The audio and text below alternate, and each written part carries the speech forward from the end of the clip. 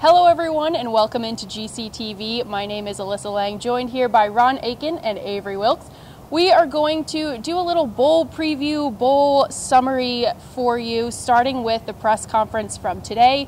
We heard from both Wisconsin and South Carolina, and I'm going to ask you guys, what were your takeaways from both Wisconsin and South Carolina? Well, for the Gamecocks, it was the same podium where Lorenzo Ward, defensive coordinator, made his first press conference appearance at the 2011 Capital One Bowl. So for him, a bit of deja vu and also a chance to kind of reflect on what his journey has been like. We also heard from Chaz Sutton, and we heard from Steve Spurrier Jr. and Ronald Patrick with the offensive players. From Lorenzo Ward's standpoint, he has confidence in his ability to have his unit control the running game, the line of scrimmage. One of the things that we heard from the players that I thought was kind of the biggest takeaway was if South Carolina was going to come into this game at all not motivated, they got help from Nevada in the desert a few thousand miles away when the Badgers were installed as a, depending on who you go by, 1.5, 2-point favorites in this game. Chaz Sutton said they thought that was a slap in the face for his players. I talked to Lorenzo Ward after the press conference, and he said they haven't brought it up yet, but that is something that his defensive coaches will use as motivation as the game gets closer. It's always nice to have a little bit of extra motivation for this, and for South Carolina coming in 11 spots higher in the rankings from a arguably premier conference, a little bit more than the Big Ten, and from a better win perspective, you would think that they would be installed as the favorites. They weren't, so they're going to use that. So that's kind of what we heard from the South Carolina side of the press conference. From Wisconsin, what did you take away from that, Avery? Well, from Wisconsin, one of the things I took away was that Chris Borland, Big Ten Defensive Player of the Year, inside linebacker for Wisconsin, seemed like he completely agreed with Wisconsin being favored. He was very confident, said they fully expect to win coming in to the Capital One Bowl. And Wisconsin's defensive coordinator, Dave Aranda, another thing I took away from that was the amount of attention they're paying to Connor Shaw.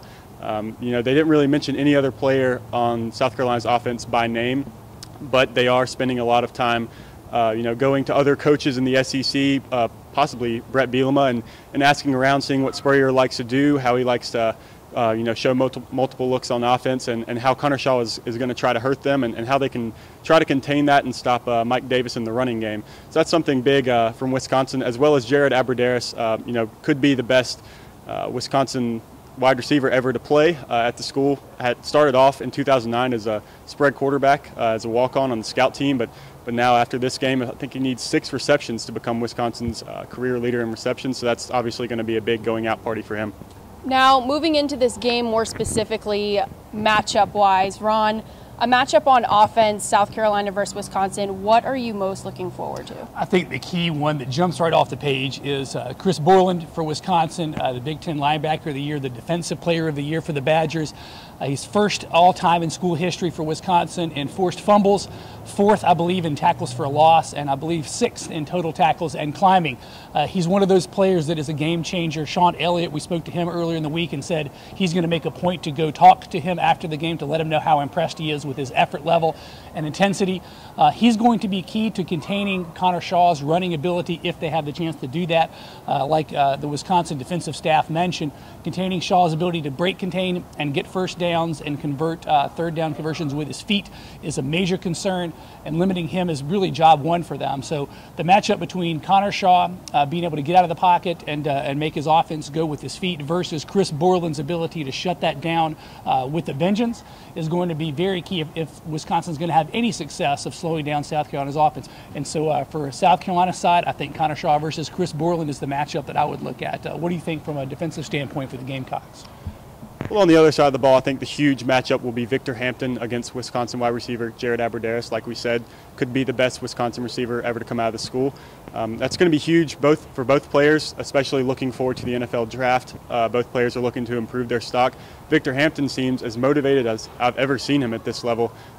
Said he was going to try to get himself into the best shape of his life to play in this game, to kind of show out for NFL scouts and kind of impress a lot of people going into the NFL draft and see if he can be a top 2 round selection.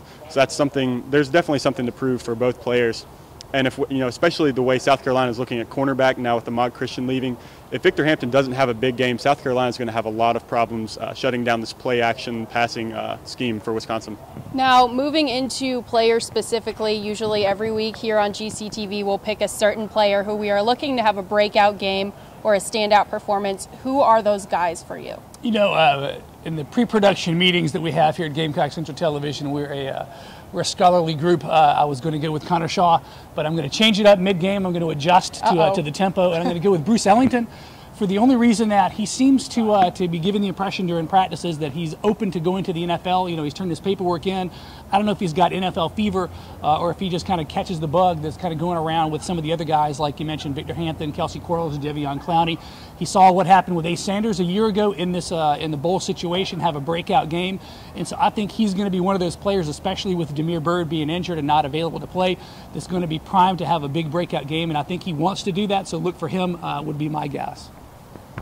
My breakout player for this game would have to be Mike Davis.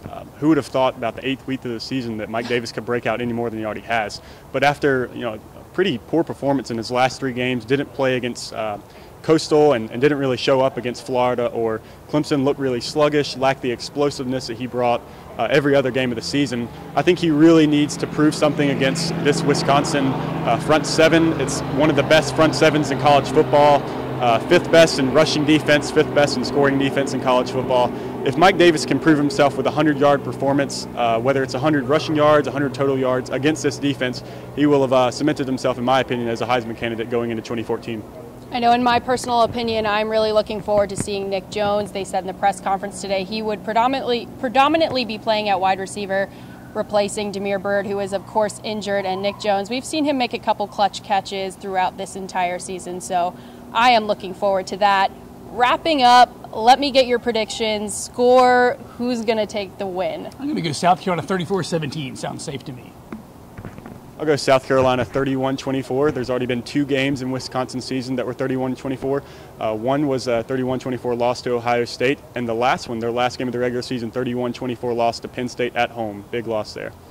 All right, well, that will do it for this episode of GCTV. Be sure to check out GamecockCentral.com for all your Gamecock athletic needs, and we will see you next time.